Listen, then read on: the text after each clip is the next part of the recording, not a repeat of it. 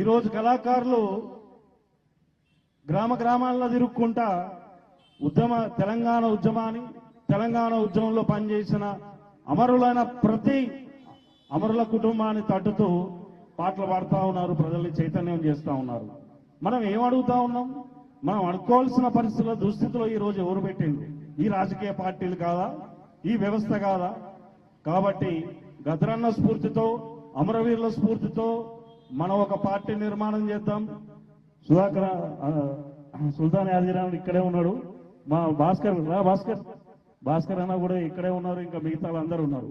కాబట్టి పార్టీ మన సిద్ధాంతం ఒకటే, మన ఓటు, మన రాజకీయం, మన అస్తిత్వం. దాని మీద కొట్లాడదాం. ఈ సందర్భంగా కళాకారులు ఉన్నారు, కళాకారులందరూ కూడా మీరు అందరూ ఉన్నారు కళాకారులు. ఇక్కడ అన్ని రాజకీయ